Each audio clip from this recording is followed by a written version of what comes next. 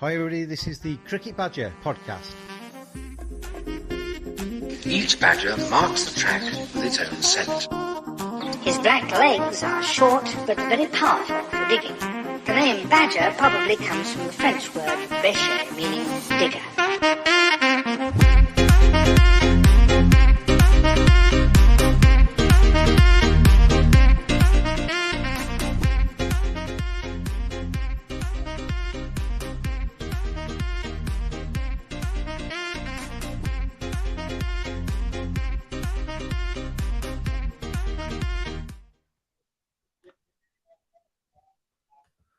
And hello everybody, welcome along another edition of the Cricket Badger podcast and the Gaurav Ayaan YouTube channel as well. James and Lucas, we maybe get Gaurav as well, but there's heavy rain in Mumbai. It's affecting his technology, so we maybe see Gaurav in just a second. But Lucas, 2-0 up, congratulations. Boo hiss, all the rest of it. We're up 2-0, but I didn't have the same enthusiasm as I did when we went 1-0 up. I think we got lucky, very lucky today. We'll get more into that shortly, but it's almost a bittersweet. Yeah, we're up 2-0. England need to win 3 tests, but I'm not really going to brag about I picked 5-0 and all that today. So a lot to go through. Yeah, I mean, just looking back across, I mean, there's a lot to talk about, isn't there? Even just from day 5, there's a lot to talk about. But I felt from an English perspective to this test match that England had chances, some real chances to actually get ahead of Australia and keep on top. And we saw how close it was towards the end. You know, England were not that far short in the end. I never thought they'd get that close, to be honest. But there was nearly another Ben Stokes heroic passage, Headingley 2019-esque, wasn't there? But obviously he fell, and the rest of the tail fell as well. Too much was to be done by them. But I felt in England's first innings in particular, the Bazball bravado just got bonkers big. You know, the short ball, taking on the short ball, holding out in the deep, no lessons learnt, brainless cricket. I don't know if you saw the clip of Jeff Boycott in the stands after Harry saved the ball to extra cover, and Boyks was there with his head in his hands, kind of shaking his head. That I think that's how a lot of people felt. We spoke at the start of the series, Lucas, about Bazball versus Ozball kind of thing, 2 different mentalities. Which one's going to come out on top? And I just think that England in that first innings, they got carried away with their own height. Yeah, I 100% agree with you. But I also mentioned this, before the series, that Australia are relentless with their plans. They're not going to be defensive. They're not going to be pushed out the way. They are going to stick to their plans. Now, we saw that in the first test, where they went very defensive in the first innings, second innings. And they did the same thing this innings with this short ball tactic, which almost got them undone. We'll get that into later. But with England's way they play this Bazball nonsense, whatever you want to call it, there's no way to combat it. It was a bit like Australia and India when they just started sweeping. There wasn't a light switch just to turn off, stop. Let's just stop for a couple of overs. And they were just dropping like flies. And some of the deliveries that they're hitting to the fielders weren't really, they weren't that short. They were just hitting there just for the sake of it. And Australia thought, well, this is working. We're going to go with it.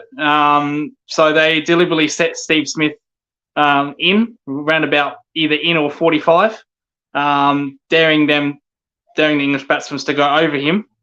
And as we saw with Harry Brook, who just completely had a brain fade, just lobbed it over to mid-off, so mid-on. There was nothing there to say stop. You were right the first time. It was extra cover, really, wasn't it? But just looking where we were obviously jumping into England's first innings ahead of Australia's, but replying to Australia's 400 plus in the first innings, 325 in the end, all out after being 188 for 1, and 91 for none. England got off to a really good start. And the openers, I mean, Ben Duckett, I think, has played really well in this test match. Harry Brook made 50 almost despite how he played. And then the wheels came off, just holding out in the deep. And I got the impression from the way, I mean, he obviously didn't kick on the day afterwards, but Ben Stokes ended up with 17 off 58 balls. And he was not out on a strike rate of about 28 overnight.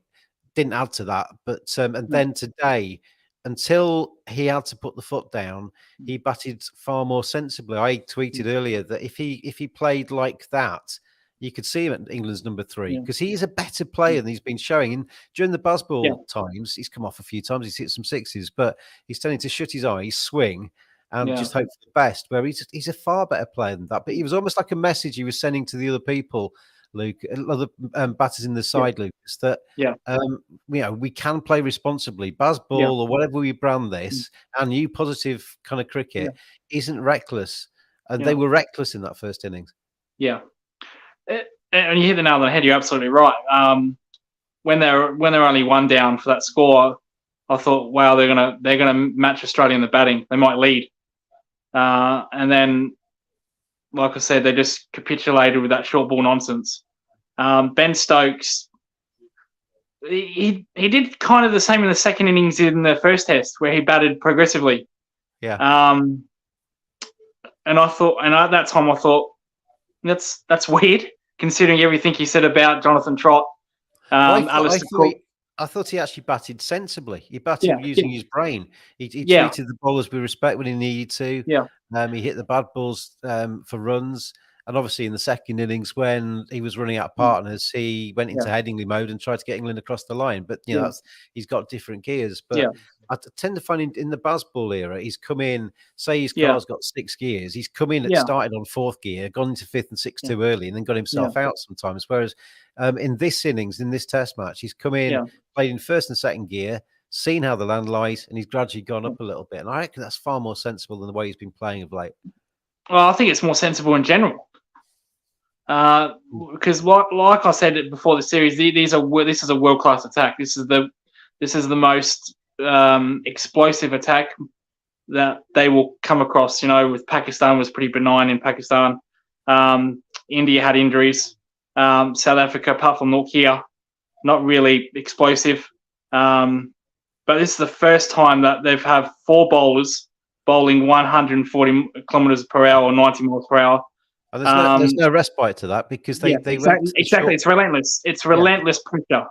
And they went to the short ball strategy in that first innings. And sometimes if you're playing county cricket, there might be one guy coming at you hard. Yeah, exactly. And you know, if you can ride out his 5 overs, you've got maybe a bit of an easier ride for the next half an hour. You didn't get that against Australia in this test. No, exactly. You don't get that against India. You don't get that against New Zealand when it comes to pace. You get it in other ways against New Zealand with Wagner and that. You don't get that in Pakistan. Shaheen Afridi, maybe one, or Nasim Shah. But like I said, these are 3 bowlers that bowl the 140. Well, then you got Cameron Green. So Cameron, you think, I'm done to these guys. Cameron Green comes on, bowls 140 clicks. But Ben Stokes batted very well. I thought just wanted to slow the Aussie bowlers down, wanted to rear them out. And by God, did he do that in the second innings? So I think it's sensible. I think it's kind of funny at the same time because when he said all that nonsense about Cook and Jonathan Trott, where they bat, he comes out and bats like that. He almost contradicts himself. Yeah, in a way. Yeah. I think he's just woken up a little bit. They've always talked about how kind of stretching the line and taking this Bazball, they don't call it Bazball, but taking Bazball as far as they can possibly take it and trying to work out where that line is. And I guess when they're talking about the line, they're talking about the line between attacking, creative, entertaining, and reckless, stupid, and foolish. And I think in the first innings, they went into the latter category. And they've actually probably, I don't know if they've had team talks, I don't know if they discuss. I just wonder, that, like I say, a few of the players in there starting to believe their own hype, think they're invincible with no repercussions. And actually, maybe being a bit shocked by because I said at the start of this series, I said to you, I think on our preview, if England are 2-0 down after Lords, will there be a massive inquest into Bazball? Well, that inquest started in that first innings. Yeah, because people, I mean, maybe even a little bit after the first test match, but a lot of people saying, well, look at all the test matches we've won, it's only one game. But after the first innings at Lords, there was a lot more dissenting voices saying this is just reckless, this is just stupid. And they say they don't read the press, they say they don't look at social media, but they do. And they will have maybe just started to think, yeah, maybe there aren't any repercussions inside the dressing room, but there are repercussions in the way the public is seeing us now. Well, isn't it funny, after one match, losing one match, how, you know, everything can change. The philosophy of coaching can change, or not so much change, or broken, not tweaking is the correct word, tweaking. Just after losing one match. It's just amazing how that happens, James, no matter who you are. Absolutely. People want, you saw everywhere else saying we're going to play this as entertaining brand of cricket. That's an admirable aim, and entertain. You know, it's an entertainment industry at the end of the day. If you're selling tickets to the public, you're supposed to be entertaining them. But there is a line, isn't there? And there's also public want to see their team win, and they want to see. And sometimes, test match crowds aren't stupid people. They know that there might be an hour where you have to slog it out and you have to face them, which will start knocking your head off and stuff like that. And you have to dig in and you have to show bravery. That's what Test cricket's about. It's about the test of your technique, the stamina, everything you've got about you as a human being. Basically, gets tested in the test arena. And you know, the public like to see those kind of challenges too. It's not all about a run rate of 7 and over. And I think. I think there's maybe a little bit of a wake up. Hopefully, there's a little bit of a wake up. I still want to see. I like the Baz Bull ethos. I like the fact that they want to take attacking options and stuff. But you still got to engage brains and show a little bit of sophistication and tailor your attack to the bowler you're facing, to the conditions you're faced with, and the match situation at the same time, rather than just go out there and have a swing, basically. Yeah. Well, you have to, because, like I said, you know, you're going to get different conditions now. After the Ashes, England going to India. You know, now there's no way they're going to do that in India on ranked turners. So, if we steer this into the two talking points from today, or two of the talking points from the last couple of days, at the start of this, we can go back through the Test match later. But the big talking point today was the Bairstow run out. That's what's basically kind of illuminated social media. I've been really disappointed, I guess, with people's reactions to that. And also in the ground, the supporters that were in the ground, yes, it's a day 5 crowd and all the rest of it, so they'll have bought tickets on spec, but there's been like a football nature to that crowd. And I love, don't get me wrong, I love football, but the one thing I love about football sometimes is the football fans. And today, all of this booing and the long room shenanigans as the Aussies walk back in at lunchtime. I mean, just to strip it right back, the Aussies did nothing wrong. No, basically, Bairstow was dozing. He basically he did ground his bat, but basically Carey took the ball and in one motion threw the stumps down. Bairstow just kind of gave it a cursory glance to the stumps, but didn't look at Carey. If you turn around to Carey, you would have seen Carey preparing to throw his stumps down, and then he just moseyed up the track. By which time he heard the death rattle behind him, and he might take about 2 paces and realised there was an attempted run out. And so there's nothing wrong with that. Yeah, there's absolutely nothing wrong with that. And, you know, not to pump up myself, which I love doing, as the viewers might know, is that I'm a keeper myself. I've done that numerous times. The key thing in this is the most important thing. Carey got rid of it straight away. He threw the ball straight away. Now, if Carey would have thrown the ball to slip and then the slip threw it at the stumps, he might have a point. But he got rid of that ball as quick as possible. So we saw in replays before that, Johnny Bairstow was doing it a couple of times. Now, you can make an argument saying, why didn't Carey do it then? But, you know, keepers, they read types of plays. You know, they're probably outside the captain, the one fielder that can see what's going on the whole game, because they're constantly watching at things, looking at movements, looking at where fielders are, sometimes moving fielders. And maybe Carey was just looking at Bairstow. Okay, I'll take a note of that. And as we saw with replays, like I just said, there's a couple of times where Bairstow was out of his crease. And then Carey said, I've had enough of this, I'm going to go for it, and quickly removed the ball. Quickly did as quick as possible. And that's what you call a long-range stumping. I've done it in cricket. You know, I've taken a ball and I've had a throw. And in a way, it is no different to a batsman advancing to a fast bowler and then a keeper quickly throwing it. It's no different. You know, I mean, a lot of people came out and said it's not in the spirit of cricket. Well, it's in the rules. I mean, I don't particularly like what we call mancads, colloquially mancads. No, I hate them. I don't like that. That kind of, to me, that feels like creeping up behind somebody and and there's an element of skullduggery in that, in my opinion. But Yeah. it's in the rules. Yeah. If I was in charge of cricket, I would change those rules to change that dismissal. But it's in the rules, and therefore it is a legitimate dismissal. And this is even more so, in my opinion, is that the keeper's taken the ball. He's noticed that Bairstow's been wandering around, so he basically releases it straight away with the chance, because there's always a chance with that Bairstow might be 2 yards behind the stumps by the time it hits the stumps. But on that occasion, Bairstow has wandered away, and he's basically stumped him, run him out, whatever it goes down in the book as. And somebody said to me, Lucas, and I think this is a really good point and a really good way of looking at it, is if Carey had hurled the ball at the stumps and he'd missed, and there was no mid-off, and the ball had trickled away towards the boundary, are you telling me that Bairstow wouldn't have run 3 runs if he'd been able to? Of course he would. He would have seen the ball as being live then. Yeah, of course, no, not a shadow of a doubt. And I think something, I'm not sure, this might be wrong, but I remember Colin de Gronholm. Similar thing happened where he was out of his crease. He got hit in the leg. Unfortunately, he was out of his crease, and then he hit the stumps and ran out. There's nothing wrong with that either. No. No, you can throw sympathy towards him because he was injured, he couldn't get back, but that it's in the rules.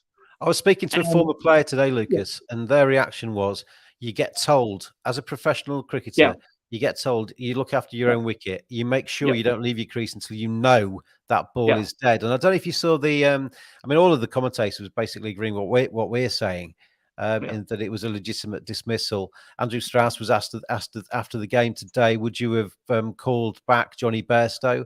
He said no. Because it's a legitimate dismissal. It was done in one motion, and therefore I've got no issue with that at all. And Simon Taufel, the former the umpire, one of the best umpires we've ever had, Simon Taufel, he basically said the way the law is the ball is only dead, because there's a lot of people have sent me a screen grab of one part of the law where it says when it hits the keeper's gloves, that's when it's a dead ball. Well, no, it's not, because otherwise you would never have a stumping, would you? You'd never have anything that the keeper could do after the ball's hit his hands.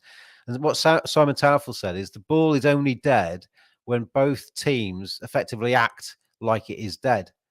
So when, and that is basically throwing the ball around the field or whatever, and the batter's moving, walking into the middle. At the time where Carey is taking that ball and then throwing the stumps down, he's not acting like that ball is dead. He's acting like that ball is very much alive. Yeah. For me personally, when I'm batting, sorry about that noise. We got folks. When I'm batting, I always look at the keeper. Now, the trigger movement for me is when the ball's dead, is when the keeper throws it to slip, or he throws it to point or whatnot. That's my trigger personally. Always been taught that. So I think, as you said, Bairstow was very dozy in that situation. Now, like I said, what really got me was why Carey took so long. But having said that, maybe he didn't compute, because Johnny was doing it for a couple of deliveries. Yeah. When you say took so long, you mean why didn't he do it before? Yeah, exactly. Yeah. So, but like I said, there's absolutely nothing wrong with that. It's called a stumping. In the book, it was stumped Alex Carey, bowled Cameron Green. So it's rare. You don't see it every often. But it's really no different to a bowler advancing down to the stumps to a fast bowler and then a keeper releasing it. That's still a stumping. The only difference is that Bairstow ran off his crease. Basically, us two, all of the pundits on the telly, former umpires, we're all saying the same thing here. So basically, we decided this is a legitimate dismissal. It's not against the spirit of the game. It's in the rules. It's in the scorebook. End of. But it spilled over though after the that dismissal. Broad came in, as only Stuart Broad can really, and started mouthing off. And then I thought there was some really unpleasant. I've never seen it at Lords, because Lords is usually quite proper. But the scenes at Lords in the run up to lunchtime, and then when they went off for lunch, were horrendous for me. We had the crowd booing and hissing and "You're always cheating, Aussies," or whatever the song is. We had the Aussies walking into the long room, turning right and going towards their staircase. Usman Khawaja and David Warner, I think, involved with words with some of the people in the long room who were heckling them and what have you. And I just, cricket can do without that. I mean, I don't know if you're aware, Lucas, but we've had in this. I mean, just to underline, apparently Usman Khawaja is saying nothing was racially motivated. It was about you cheating, basically. So, but we've had this week the ICEC reports come out in England, racism, sexism, and elitism in cricket, and that's been proven in that report. And cricket's been given 44 things, I think, to actually try and do to sort that out, which is going to be a long process. It's not going to be a quick fix. But some of the stuff that around this test, I don't think has actually gone any way to actually disproving any of the doubters of the ICEC report. Some of the behaviour around the lunchtime and towards the Aussie tourists, I thought was very poor. Yeah, I thought it was embarrassment. And then not just through abroad. Marnus Labuschagne, I know you're Australian, mate, but please shut the hell up. Oh, just before you say that, because Tim's been in touch. He says Stokes said he would have withdrawn the dismissal claim. Well, that's his right to say that, isn't it? But there was nothing wrong with it. I disagree. I disagree with that because he could have done that with Colin de Grano. So I disagree with that.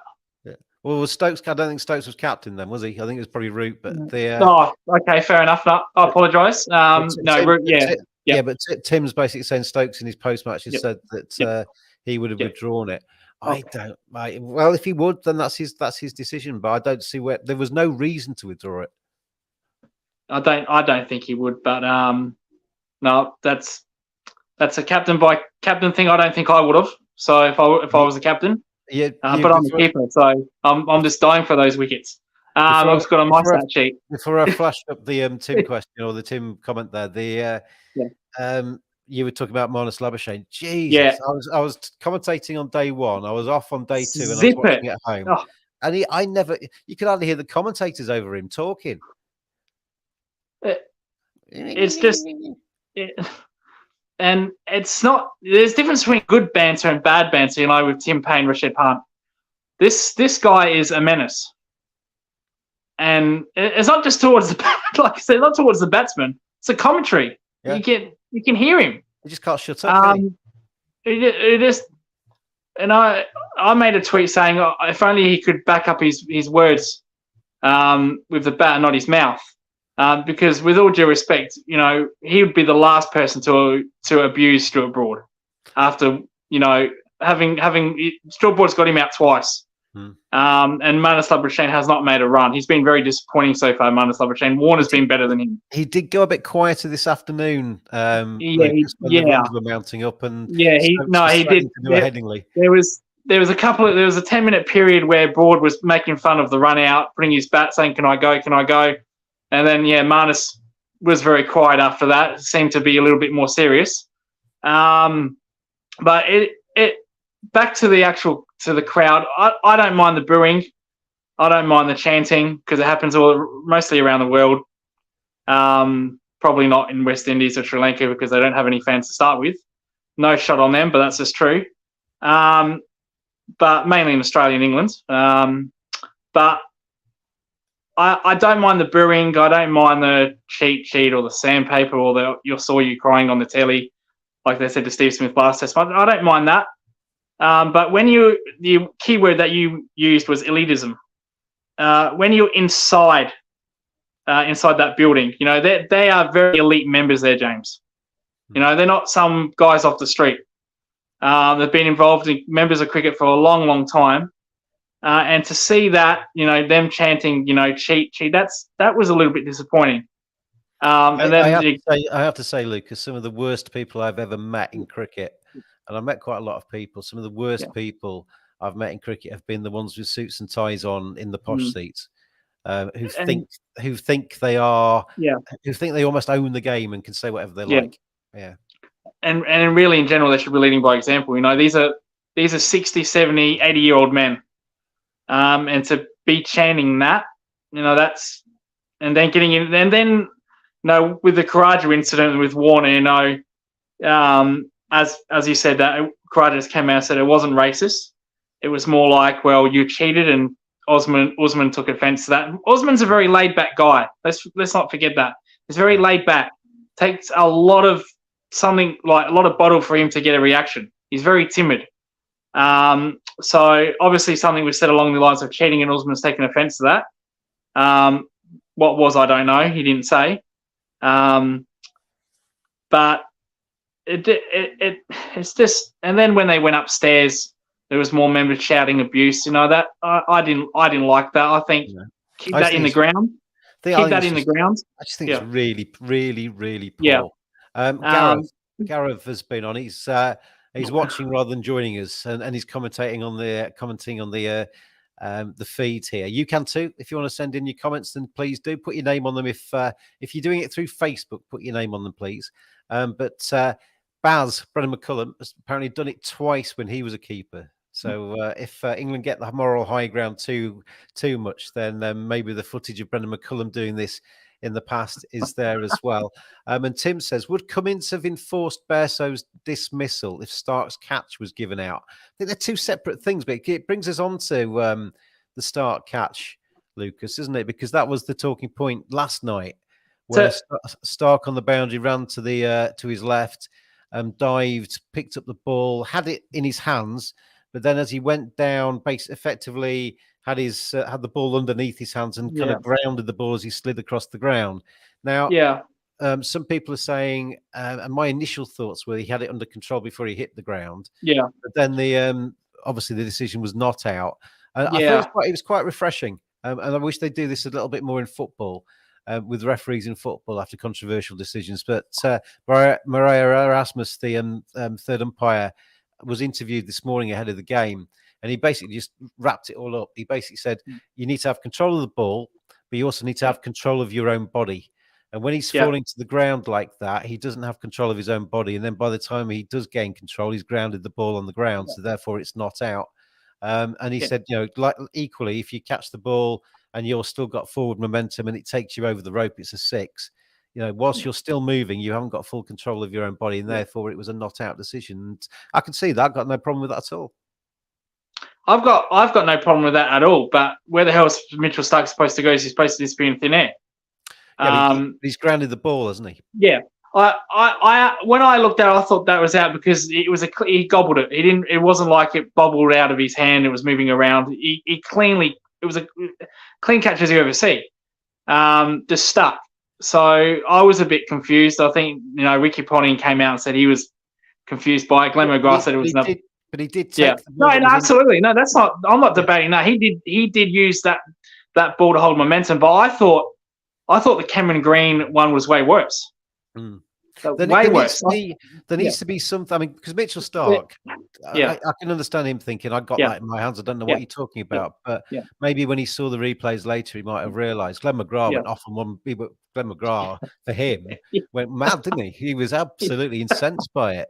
You know, how dare you, kind of stuff. I think ultimately they got to the right decision. But whether those rules need maybe just looking at a little bit, I don't know, because it didn't feel. It felt like he caught it, but obviously then he grounded it. So when I heard, by the way, to answer Simon's question, there's no way Pat Cummins would have revoked that in any circumstances. Never in a million years. You're kidding.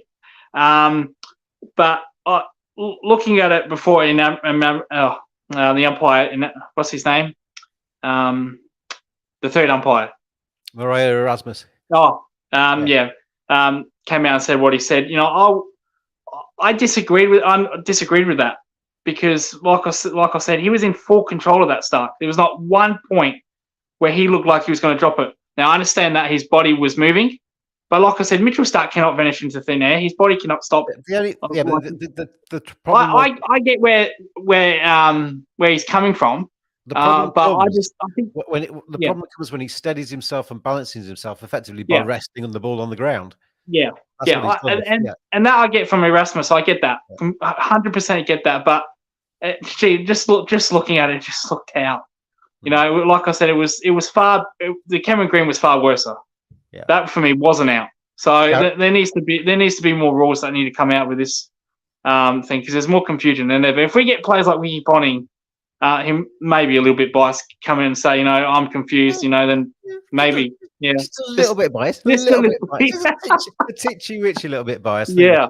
But if we got people coming out and saying, you know, I'm confused, maybe they need to clarify that. And I think Erasmus did that pretty well, but I still don't agree with that a little bit. Well, it's the way the rules are, isn't it? Yeah, of course. We can't say the rules get Bairstow No, out. exactly. And then say the rules. We go against the rules for other stuff. It may, you know, in maybe in both situations, the rules maybe need just looking at a little bit. But, it wasn't Erasmus' fault. He's only reading the rules. Yeah. So let's also put that out there. Garav's back on. He says basically about broad sledging and saying, effectively saying, how can you sledge when you've effectively square cut the ball to first slip in the previous Ashes tour and stood there? Yeah, what goes around comes around, Gaurav, doesn't it? It's just the way it is. What's quite, and I think there is a decent relationship between the two sides out there, but it has just threatened to bubble over a little bit, hasn't it, today? Just a little bit threatened to bubble over. And I was hoping, Lucas, I know you won't agree with this, but I was really hoping that Ben Stokes was going to get England across the line, because it would have really been fantastic. 3 test matches to play, 1-1, going to Headingley, a little bit of needle between the two sides. It would have been perfect, but it's going to be 2-0 going to Headingley. Tim's been back on. He says he didn't think Baz ever did it in a test match. I don't remember Baz doing that, to be fair. And so we'll see. There was and Garav's basically just reminding us of the Jameson catch. Do you remember the return catch where he came down on his right? Yes, I do. Yeah, he grounded the ball on that occasion as well. So there have been instances before. See, that one I think was also out. Yeah. So it's pick and choose. You can't put the ball onto the ground underneath your hand, and so you've caught it, can you? Because you've effectively dropped it on the floor. You just your hand's still attached to it. There was an instance at Headingley. Going back to the Bairstow one, they showed a county championship match where I think the keeper for Yorkshire threw the stumps down like Carey did today. In that game, it was not out. The umpires decided to give it not out. But I guess you've got obviously TV replays and what have you, which you don't have in the championship match. They're able to see it's in one fluid motion and able to do it like that. I've still got friends though today who are messaging me as we speak saying that's an absolute disgrace. He should have called him back. It's not against it's against the spirit of cricket. Blah blah blah blah blah. Where as an English supporter, where your wrath should be isn't against the Australians, and it's not against the rules. It's against Johnny Bairstow for being a dopey git and just walking out of his crease without checking. That's where that's the person he should be angry with. I'm sure he's angry with himself. Once he's had time to reflect about it, he'll be thinking, "What on earth was I doing?" But it's not their fault. It's Bairstow. Bairstow is the only person to blame. It's Johnny Bairstow. That's it. And it takes a lot for me to blame a Yorkie. But, he was just a bit dopey today. He was a bit dopey. Tim says fair play to the Aussies, however. And we have to give them credit, Tim, I'm afraid. Fair play to the Aussies, however. They have won the last 7 matches against us. 6.5-0, he says. So they but I mean, just going back to 2-0 up. 5-match series, very rarely in Ashes history has that been overturned. So going to Headingley, England will still be talking the baseball talk, I'm sure, and we'll still be talking about positivity. 3 matches to go. We need to win all 3 to get the Ashes earned back. But Australia are in a pretty good position now, Lucas, aren't they? Yeah, I think it's only happened once in the history of the Ashes where someone's gone 2-0 down and won.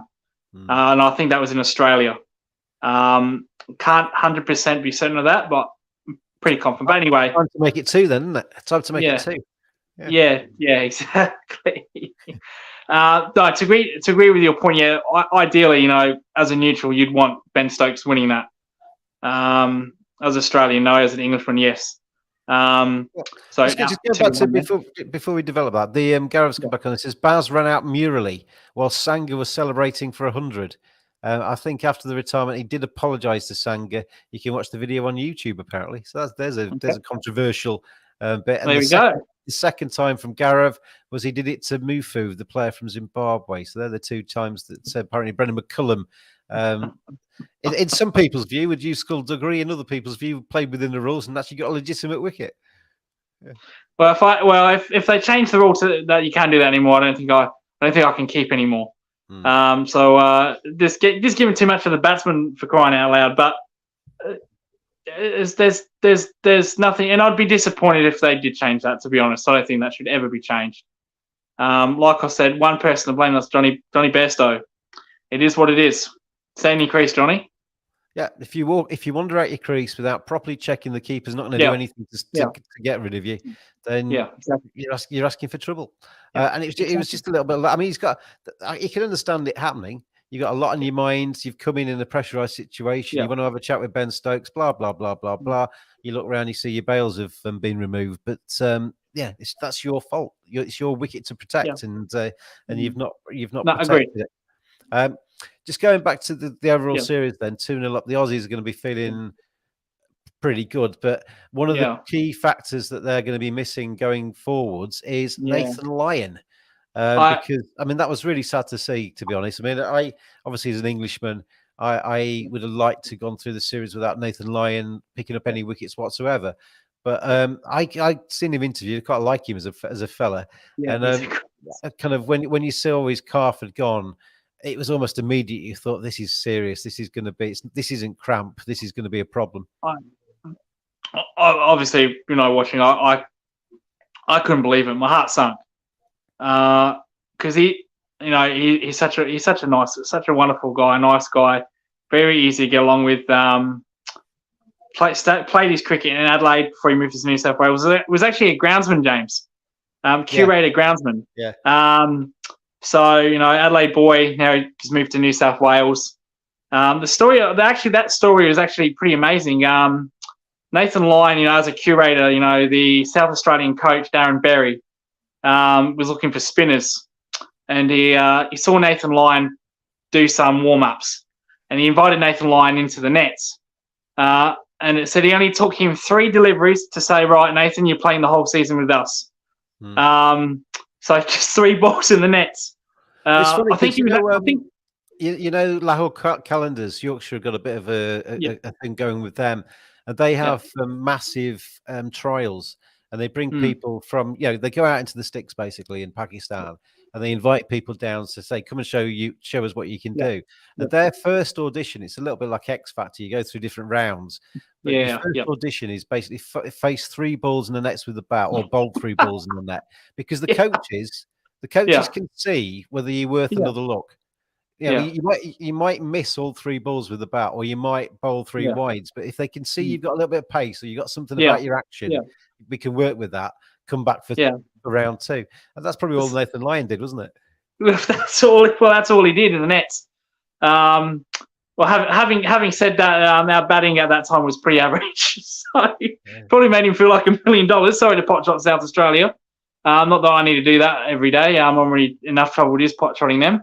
But no, that story of Nathan Lyon is just unbelievable. When he got injured, I was completely heartbroken, because 1, he's such a nice guy. The 2, he's the one Australian bowler that was irreplaceable.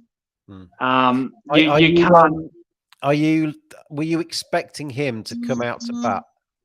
And Gaurav, can you stop messaging Lucas, because you're making noises on our broadcast? To answer your question, yes, Gareth. To answer your question, absolutely not. I could not believe when I saw him limping down the stairs. I could not believe that. I thought, how absolute stupid. Whoever made that decision, stupid. But it was Nathan Lyon himself. It was him, wasn't it? Management. Yeah, I thought that was completely stupid, unnecessary. What did they have though? 15 runs, which could have been 15 runs. Didn't they? In the greatest scheme of things, if Stokes had stayed out there for another 20 minutes, that 15 runs would have counted. Yeah, and Nathan Lyon came out and said, I love this team. I'll do anything for this team. And that's the type of guy Nathan Lyon is. So it was, and he's obviously gone for the series. There's no coming back from that. And he'll be going home, won't he? He'll be going home now. If he goes home, I don't. So they've got Todd Murphy in rating. He's the reserve. If he goes home, I don't think Todd Murphy will play, because if Todd Murphy's playing, maybe Nathan Lyon can give me some mentoring advice. Oh, there is that, I guess. Yeah, they could keep Yeah. him just as a bit of an additional voice. Yeah. Although he did say this morning Yeah. he was trying to keep out of the way in the dressing room to let them just get on with it, because he didn't want to be a distraction. But if he's there for a reason, then he's not a distraction, is he? No. So if they send him home, I'll be really surprised if Todd Murphy plays. But if Todd Murphy plays, I think Nathan Lyon will stay. Todd Murphy looks a little bit like a geography teacher, doesn't he? He's kind of got his glasses. The professor, the little professor. That's what we call him in Australia. 4 Test matches played, and he's taken wickets, isn't he? Best of 7 for, and he's got a little bit about him. Well, here's one. If you don't know much about Todd Murphy, here's one that came out of nowhere. Came from the State Premier League in Victoria, played in the Sheffield Shield. He was basically picked as a domestic bowler, just a domestic bowler for cover for Swepson, for Lyon. He wasn't supposed to play at all, and then there were some injuries, and they picked Todd Murphy. He came in, took a 7 for in the first innings against India, or so the first match. Bowling around the wicket, off stump. Has an arm ball, so he does have natural variation. Has an arm ball, as we saw with India. He was bowling on that leg stump, trying to straighten. Very successful. After that, India managed to figure him out. He was still good, but he wasn't as effective. But I don't think he'll. My personal opinion, I don't think he'll play. I think you need a spinner at Headingley. Yeah, I get that, but I was going to say they'll use Travis Head, but they didn't use him at all today, which is another thing we'll probably get into. I mean, Travis Head might be enough at Headingley. It's not like a massively spinning track, but the recent history at Headingley has been that the pitches have been very batting friendly. The old Headingley used to be a seamer's paradise, but it's not like that anymore. Yeah. So if 450 plays 400 in the first innings, you're going to probably need a few overs from your spinner. So you may not know, Travis Head actually does bowl a lot of overs for South Australia and the Sheffield Shield. He's actually sometimes picked as the frontline spinner. It's just that Australia's attack is so potent, he doesn't bowl much. Otherwise, he would probably bowl like Joe Root. So he's more than capable. We saw him in Sri Lanka. He puts more revs on the ball than Nathan Lyon. So if the pitch is turning, he'll turn it. We saw that in Sri Lanka, where he took 4 for 10, just completely blew out Sri Lanka's second innings in the first Test match. Just going back to Nathan Lyon, the friend of mine messaged. I think he tweeted this actually. He said, "All of the Lords long room, all the people in the crowd standing to applaud Nathan Lyon. Why is nobody actually just helping him up the stairs? It's like he was like hopping down the stairs. They're all standing there applauding as he was limping past. Just give him a hand." I thought it was a really brave act. He actually played the short ball better than anybody, because I was thinking he's a little bit like a kind of a coconut in the coconut shies. But the comments made by, I think, Ricky Ponting and Kevin Peterson. Ricky Ponting's was more tongue in cheek. I felt he was kind of having a little bit of a laugh about it, but Kevin Peterson actually kind of, I don't know if Kevin Peterson's got the ability to actually recognize humor and nuance and a little bit of sarcasm. But he was kind of repeating it as a potential strategy by Australia to effectively send Nathan Lyon out there to have his head knocked off, and then being able to bring in Todd Murphy as the concussion replacement, so they could actually bowl England out in the final innings. As it turned out, didn't need him anyway. But I thought that was that. And Nathan Lyon came out in his press conference and said, he did. "I think that's really off the mark, because I've lost one of my mates, Phil Hughes, obviously. Lost his life being hit on the head by a cricket ball." I didn't see this. I didn't see it for 1 second like that. Now I know Nathan Lyon brought that up. I didn't see that as a callous comment. That never went through my mind. I just thought, come on, KP. He does. That's just another KP comment that's gone off the wall there. But I didn't see any malice, so I didn't think of it as any malice or anything to do with Phil Hughes. I don't think he's that. I don't think he's a nasty man, Kevin Peterson. I think I just think I don't think he actually thinks it through. No, he didn't. He And didn't. He no didn't think. team, no team's going to send, whether he's not going to play the rest of the series or not. No team is going to send a member of their side out Yeah. to basically get injured, No. more injured than they already are, Yeah. just to win that test match when you could probably win it anyway. That's just, Yeah. I mean, and I've kind of on Twitter, people saying, well, the Australians have got this history of cheating. I won't put it past them, blah, blah, blah, blah, blah. You don't risk one of your mates' lives. Yeah. And the helmets might have been improved, everything like that, but a proper bang on the head can cause you all sorts of. At the same time, I didn't, as much as I love Nathan Gary Lyon, I thought that comment was necessary when he brought up the Phil Hughes thing. I thought that was a bit unnecessary. I thought it was really necessary. I think for the context, that's how Nathan was feeling. So he said how he felt, but I just thought I don't think that's what Kevin. It was just one of those things from Kevin Peterson where he didn't think. Just one of those silly. Yeah. Well, they apologized.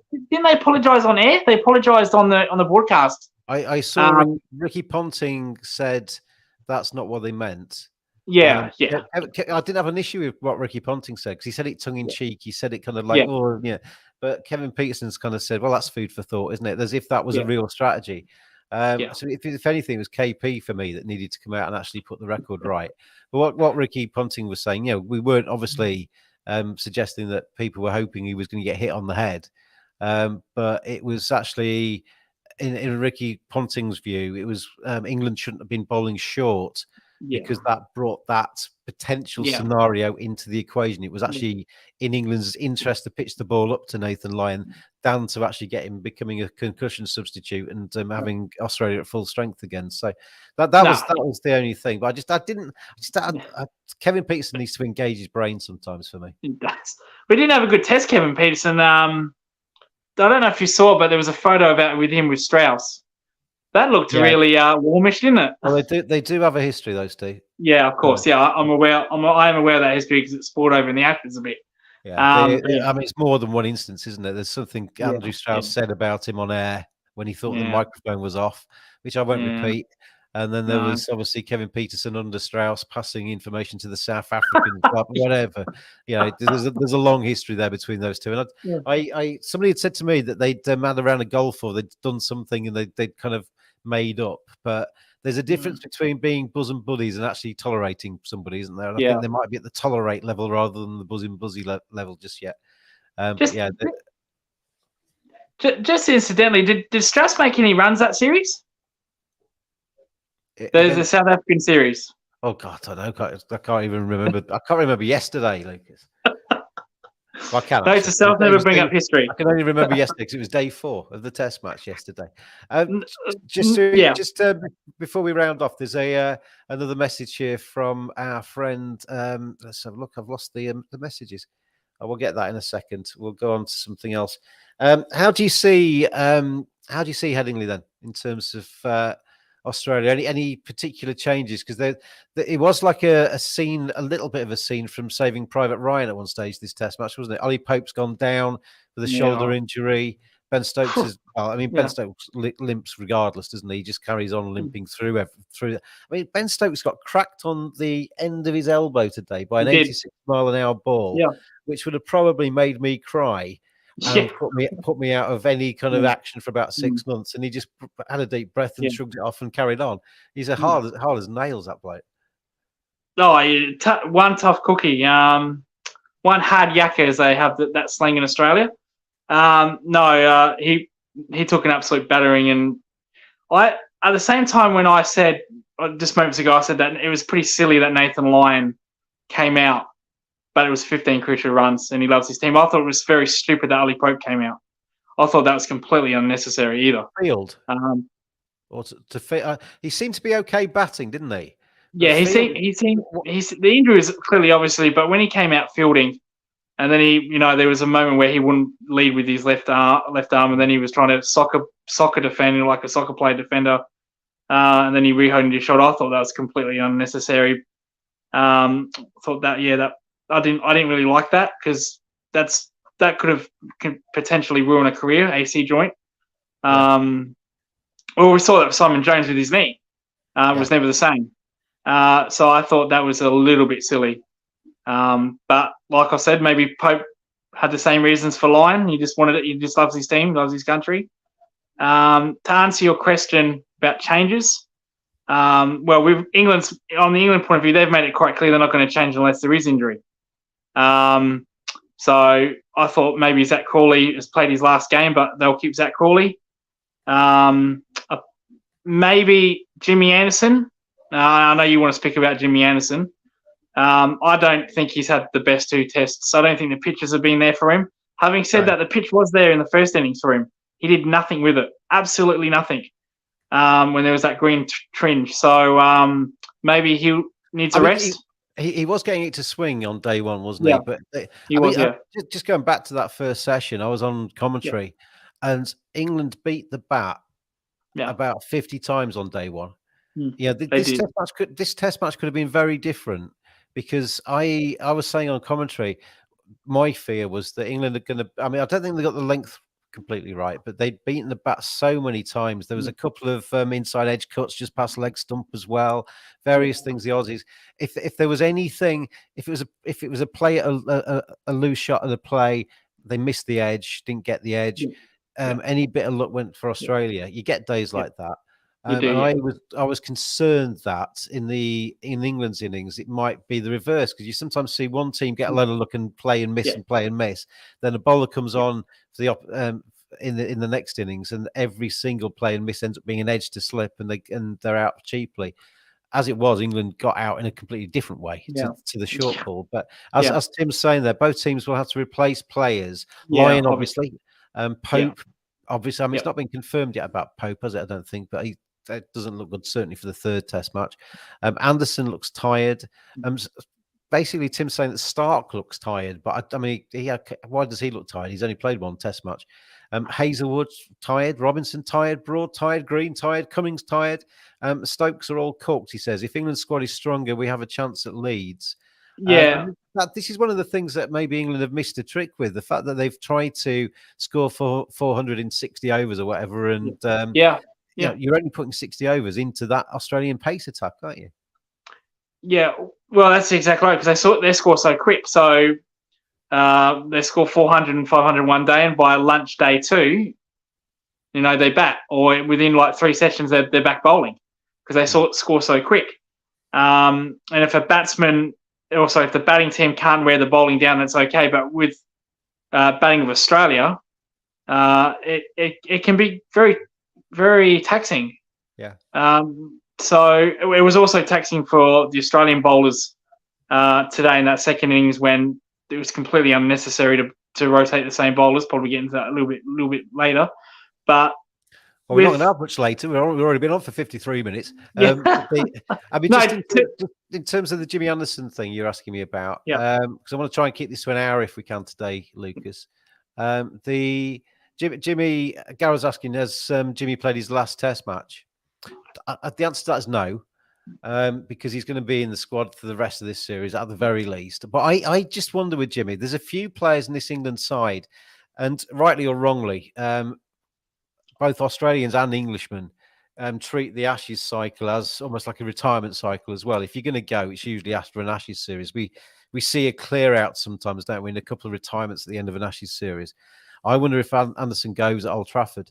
If England, especially if England lose at Headingley, the 4th test match is at Old Trafford, which is his home ground.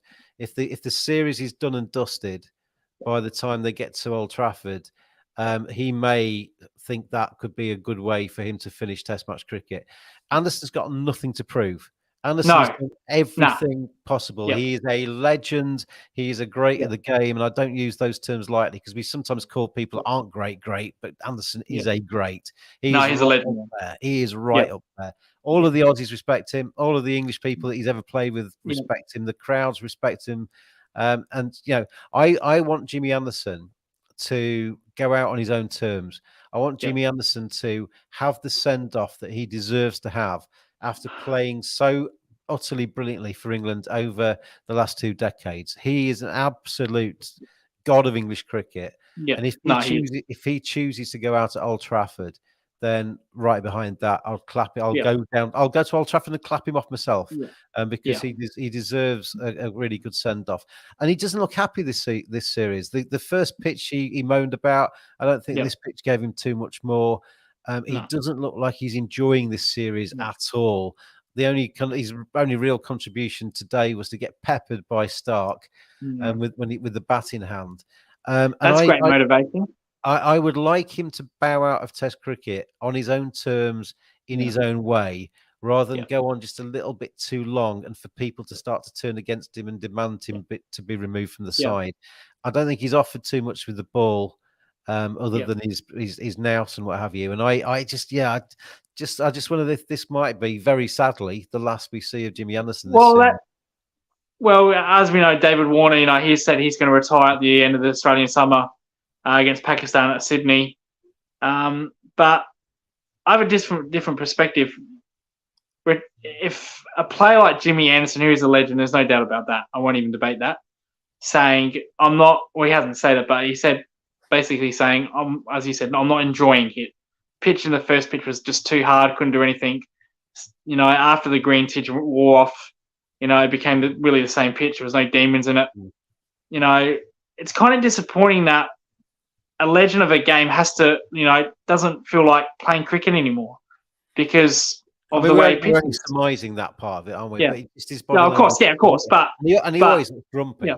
But no, he is. Yeah. But to push out a guy, if a guy has lost all confidence, we're not saying he has, but because of a pitch, that's pretty disappointing. I don't think England have looked after him here. Not England, but the way that the philosophy of Brendan McCallum's baseball style, hard pitches, bowling a lot of overs, not getting results. I think it's a bit disappointing, but that's the way they play. So as you said, I would like to see Anderson also go on his own terms, and if that's his own Test match at Old Trafford, so absolutely be it. Having said that, he hasn't really announced his retirement. He hasn't said anything. He said he's just going to keep going and contribute to the team. So, he could be back. Knowing Jimmy Anderson, he could be back for the Australian Ashes again in 2025. If we're looking at the cycle of the Ashes, and it is over 2 years before the plane goes away to Australia again. So I can't see Jimmy still be going then. And then you wonder with Jimmy Anderson, the next tour is India away, which is not going to be particularly up his trouser, is it? So you wonder if he's going to just look ahead to the next few weeks and months and think, I've got other things I could be doing here. And do I want to go to India and bowl 30 overs in a day and go for none for 50? Or do I actually want to go out on my own terms? And Old Trafford's fourth Test match could be the perfect time for him to go out. Tim is asking, is karma for Bairstow for rugby tackling the Just Stop Oil protester? That was bizarre on day one. I saw George DeBell say he hopes that none of the players get any kind of comeback for their intervention in the protesters. But I having Bairstow carrying a protester the full all the way to the boundary, and then sort of effectively just dropping him off for the stewards or whatever to detain. I thought that yes, it was obviously a lot of people thought it was hilarious, and it adds to Johnny's kind of reputation a little bit, and nothing, and I'm glad nothing happened. But I don't want that to become a precedent. I don't want for future sides, whether it's in England or anywhere, to kind of take the law into their own hands effectively, because that's what you employ security guards for. Yeah. Because the Just Stop Oil protesters are, I think, to be honest, I think it's an admirable cause, but they're obviously getting in the way. They're trying to disrupt a little bit to get themselves on telly. And the orange powder and what have you. We've seen it at the snooker, we've seen it at the horse racing, we've seen it at the Pride Festival over the weekend, all over the place. But I think Ben Stokes kind of got his hand across one of them. Johnny Bairstow just picks one up and carries him off. The danger with that is, how do you know they're peaceful? The Just Stop Oil protesters have all been peaceful so far, but you only take one idiot with a penknife in his pocket or something to just stab Johnny Bairstow in the stomach, heaven forbid. and all of a sudden a player's intervention doesn't look quite so clever, does it? The incident that comes in mind when you said that was Steffi Graf at the French Open. There's Monica Seles, wasn't it, as well? Monica Seles, sorry. When a protester came on the court and stabbed her. So, having said that, my perspective is that Johnny Bairstow was only taking out the trash. I get the cause, like with you, but I think there's a time and a place. I think we will. Without getting too political on here, but I think we'll look back in 50 years' time, if we're still alive, at the Just Stop Oil protesters as being ahead of their time, a bit like the suffragettes standing up for a very important cause. But blimey, they're getting in the way of everything, aren't they? I get the cause, but it's just becoming a nonsense now. This game has no. We are getting political, so I won't mention it much longer. But this has nothing to do with that. This has absolutely nothing to do with that. We're just here to play cricket, here to play something that we love. It's got nothing to do with oil, with what you're protesting. So I applaud Johnny Bairstow for getting that idiot out of there. I agree with you. We don't want to set a precedent for cricket players or any sportsman doing that. And that's my take on that. Yeah, I just don't want to see. It was quite entertaining whilst it happened. And Johnny Bairstow having to hair off to change his shirt and get the orange off his shirt and all the rest of it. Made 10 minutes of quite entertaining telly. But there's just a danger if future teams take a protester into their own hands, it might not end quite so nicely. And the security guys are there for a reason, aren't they? And I think we should just remember that. But that was one of the iconic images of the Ashes series, wasn't it? They got Nathan. I mean, there's been a few. Nathan Lyon hobbling down the stairs and coming out to bat. Johnny Bairstow carrying off a protester. There's been a few. It's been a good test match for photographers, shall we say? Yeah, gone through the Lord's They've Test. got their money's worth, haven't they? The home of cricket, with all of these things happening at it, the photographers have made hay while the sun has shined. Is there anything before we finish today, Lucas? Is there anything you want to get off your chest? Anything else you want to talk about? Yeah, it's the Pat Cummins tactics in the fourth innings. My God, have you not learnt anything from 4 years ago under Tim Payne? Answer's no. They were lucky today, Australia. If Ben Stokes came in swinging when they were 100 down instead of 170, 150, they would have won that match. This is why I'm not saying 2-0, 3 to go. That's why I'm not saying that. We got very lucky, and in the end, probably Ben Stokes got tired.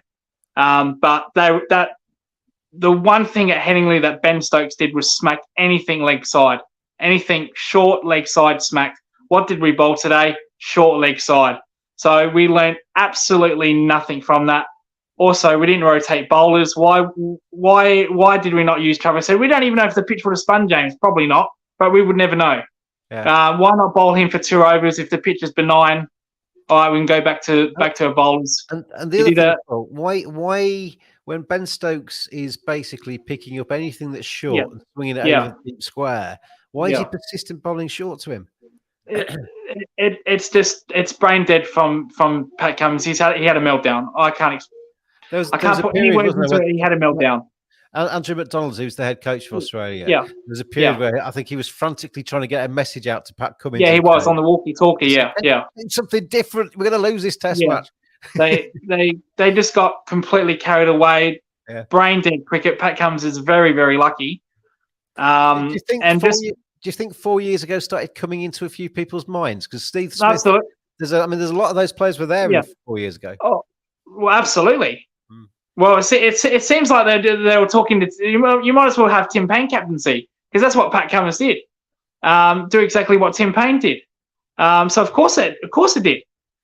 And let's take nothing away from Ben Stokes. He had an unbelievable innings, amazing. But the one shot he got you in Headingley is the same shot he did today. Short outside leg stump and smacking him. Ben Stokes is amazing, though, isn't he? To be able to come in and play an innings of literally, I mean, at Headingley it was 3 different acts, wasn't it? On the front, there was like no gears at all on the first evening. Played normal cricket and then went bonkers. And he was doing the same today. And to be able to pretty much at will loft somebody over deep square, and these are good bowlers. This isn't just Fred from down the park. You've got Hayward, you've got Stark, you've got Cummins, and to almost treat them with disdain. It's amazing how he's able to do that. But I mean, he was good. No, I'll wrap this up very quickly. It's unbelievable what he did. I take absolutely nothing away from what he did, but just any chance someone can use a brain down there if this happens again. I think Ponting was the only one that made sense. Why would you do this? Why not put it out if you're going to bowl short? Put it outside off. So that was very poor by Pat Cummins. Now to answer Simon's question of changes, I think they will not bring in a spinner. I think they'll bring in Nisa or Boland. I don't agree with dropping Stark. He's just played the one test. So is Hazelwood. I thought Stark was really good as well.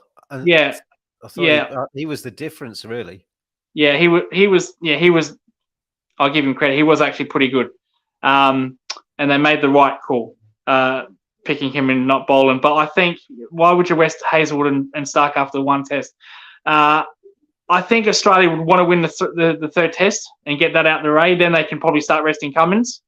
I think Cummins will keep playing as long as the series is alive. Now, today they bowled so many overs because even when Stokes got out, the game was pretty much over. He still bowled paces. What are you doing, man? You got spinners there at part-timers for a reason. Use them up. So that's something that they completely lost their heads in. And like I said, if Ben Stokes started hitting when they were 100 down, they would have won that game because they did the same ridiculous nonsense as they did in Headingley. Unfortunately, Ben Stokes probably got tired and it was too much for him, but it was just brain-dead stupidity from Pat Cummins. Just to round off then, I know you're going to be happy because obviously the Aussie women are doing well. The Aussie men are 2-0 up. So other than mathematically, these two Ashes series are pretty much done and dusted, aren't they? Unless there's going to be something ridiculous happen over the next 3 test matches in England's favour. But I was really hoping when Ben Stokes was doing his thing that he was going to get them across the line because there'd have been a bit of needle after the Bairstow thing. There's a little start, a bit of a rumpus going on, 1-1 going to Headingley. Because that's what this series. Because we really bigged up this series. It was going to be. I thought it was going to be quite I mean, it has been tight, and I think England. I think if England look back and are honest about how they've played, they've got carried away with their own hype with Bazball. They've missed some opportunities along the way. England could quite easily be 2-0 up going to Headingley, and they find themselves 2-0 down. I agree with that. I do agree with that. Yeah. And that is a crying shame from an English perspective because I think they've wasted opportunities. Whereas Australia have been pretty solid. I mean, you're right to have your rant about the last hour or whatever, but they've been pretty solid throughout. They've played clever cricket. We've not even mentioned Steve Smith's century. He's man of the match in this test match, and he was tremendous, always is. I mean, the amount of times, Lucas, when I was commentating on day one where Stuart Broad bowled a straight one to Steve Smith, and you could see Broad, his hand going up in celebration that he got through the defences and he was going to be plumb LBW. And then Smith's back comes down and wafts him through mid-wicket. It's crazy. How many times? I mean, I don't know why Broad's not realised yet that Smith does this to him. But and Broad. I remember the appeal where Steve Smith got out and he was like shaking his head saying, "No, I've hit that." So that was also a bit amusing. Before I do wrap up, what's your feeling on the umpires? I think they've had a poor series. I don't like to umpire bash because they do a good job. I think they've been poor this 2 test match. I think it's a very hard job. I think we underestimate how hard that job is. And when you see them criticised for not giving an LBW when it's just clipping leg stump. In the old days, Lucas, when there wasn't all these replays and we couldn't tell where that ball was going, anything that was remotely clipping leg stump, they'd have said not out to all of it. Any possibility that was going down leg side, not out, move on. In a way, it's actually harder to probably score runs these days because you probably get more LBWs now than you ever used to. But I think it's a tough job. I don't think they've been perfect, but I don't think they've been horrendous. Well, when you got the DRS, it does make them look bad. But I don't think the best umpires are being used. I think the best umpire in the world at this moment is Richard Kettleborough. Now, who's English, for some reason they've not picked neutral umpires in this test. My perspective of this, before we wrap up, is that you always use the best umpires available. And when you've got Richard Kettleborough not being used, I think that's something that's a little bit disappointing. So that's just my take on that. I think you always use the best umpires available. I don't care if they use 2 English umpires. If they're the best available, you use them. Yeah. Before we finish, please use batter out there instead of batsman. I've been on Twitter. I've been honestly it's just one word. It doesn't matter to in the greater scheme of things. It does not really matter if it makes 1 or 2 young girls actually think this might be a sport for me rather than actually move on and play something different. It's a good thing, isn't it? It's a good thing. Inclusivity is a good thing, and it doesn't take a huge amount. And the amount of people that seem to be just a little bit insecure about stuff and don't want to change and everything, it doesn't actually really affect you too much to actually just change your just tinker a little bit with your attitude, and it could actually not impact on you. All that kind of the ICEC thing, all of those recommendations and things in the ICEC report, all of those things that we can change with cricket, all those things we can do to make it a more level playing field for race, sexism and elitism are good things. It just means that you carry on enjoying cricket in exactly the way you're doing it now, but you just have different people sat next to you enjoying it on a genuinely level playing field. That can't be a bad thing. No, I 100% agree with that. And if people follow me on Twitter, they would know that I don't follow the women's game, not because I don't like it, because I just don't follow it. But I'm just on the women's Ashes. I'm very happy that was a fifth day test, because literally they're 4. If that was a 4-day test, there would not have been a result. So I'm very glad whoever changed it, the ICC or whatever, a 5-day test, that was a great decision. And I'm glad they got a result from that.